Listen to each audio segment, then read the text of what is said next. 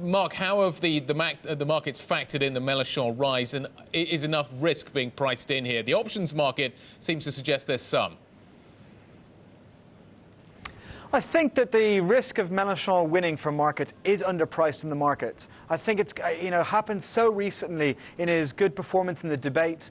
He's come up in the polls so recently that they haven't fully hedged for this outcome yet.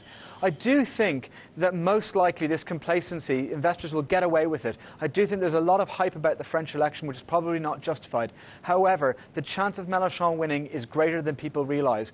Le Pen is a red herring. She's very unlikely to win in the second round, and that is why many investors have started dismissing the French vote as not being too much of a worry. I think when you look at the option risk reversals, it's important to note that going into the Brexit vote, investors were very complacent ahead of Brexit and weren't really expecting it. At the time, there wasn't really a pricing for a Brexit outcome, which is why you saw the massive move in sterling afterwards. Here we actually have, as you say, a slightly greater pricing, but I don't think that anyone's pricing a proper extremist candidate winning like Le Pen, or even someone like Melenchon, where people are very unsure exactly what his European policies are, and his domestic policies would be very detrimental for French assets. Yeah, I have actually a chart up here, hashtag BTV 5870, Mark, and this shows GBPUSD risk reversal, 3-month risk reversal versus EURUSD 3-month risk reversal. Here, pre-Brexit, you can see the pound investors got very scared, and it looks like we haven't reached nearly that level yet on the euro.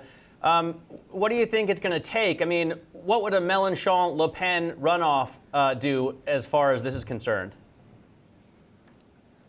I think that's a great way to look at that chart, the cable risk reversals versus the euro-dollar risk reversals. And as you say, that shows that people aren't getting too worried about this election yet.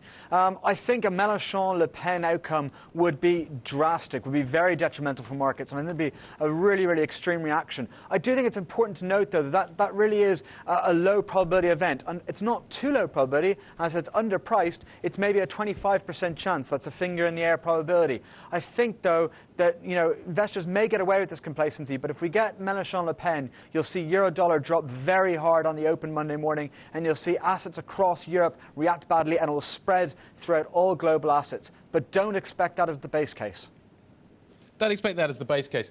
If Melenchon makes it into the second round at all, how different is the risk surrounding Melenchon winning and Le Pen winning? As you say, most people don't believe that Le Pen can win in the second round.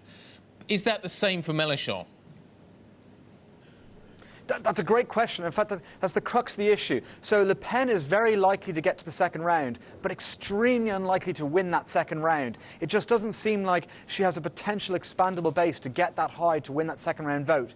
The opposite is with Melenchon. He is unlikely to make the second round, but his potential flexibility is much more unknown and may be large enough to win in the second round. Current second round polls show him beating both Le Pen and Fillon in the second round, and he's not far behind Macron either, though it's unlikely that both Macron and Melenchon get into the second round, as they have a slightly overlapping base. So Melenchon unlikely to make the second round, but could win if he makes it. Le Pen likely to make second round, very unlikely to be president.